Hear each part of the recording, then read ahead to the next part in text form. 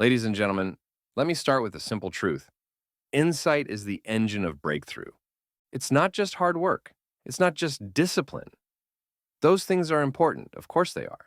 But if you want to leap forward, if you want to transform a situation or a life or a business, you need something more powerful.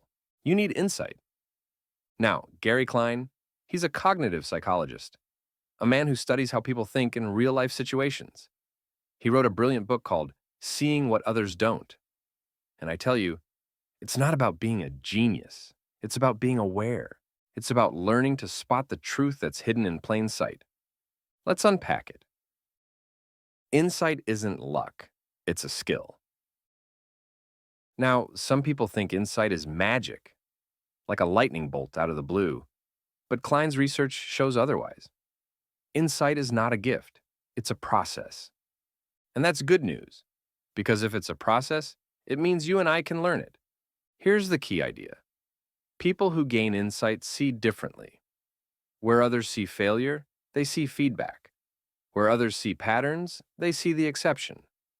Where others accept assumptions, they challenge them. So if you want insight, you have to learn to ask one powerful question. What am I missing?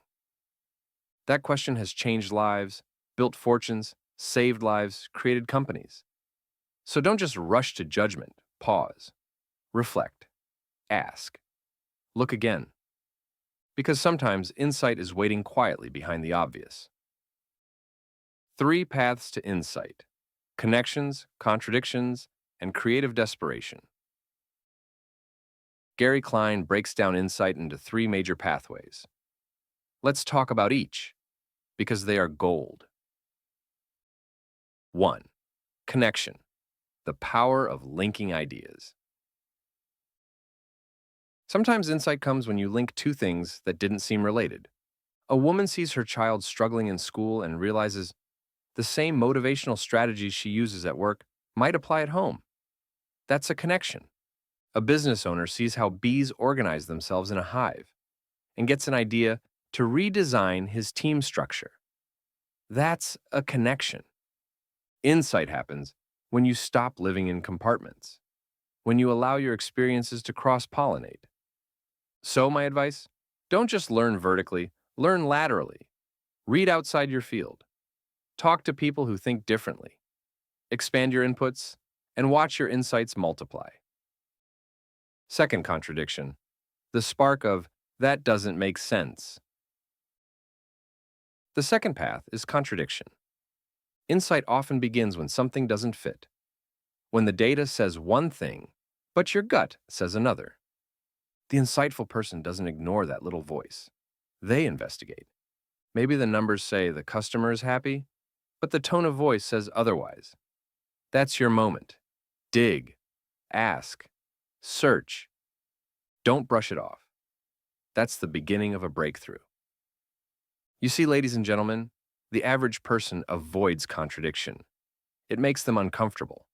But the insightful person, they lean in. They say, why is that not adding up? And that question becomes the gateway to transformation. 3. Creative desperation. Insight. When there's no other option. The third path is perhaps the most dramatic. Creative desperation. This is when insight comes not from brilliance, but from necessity. You're out of options. You're boxed in. You've tried everything, and nothing works. And then, bam, something clicks. Because desperation does something interesting to the mind. It strips away distractions. It makes you stop following the manual and start trusting your intuition. I've seen people who were stuck in debt, backed into a corner, and suddenly, they got creative. They saw an opportunity that had been sitting there the whole time. It wasn't new, it was just newly seen.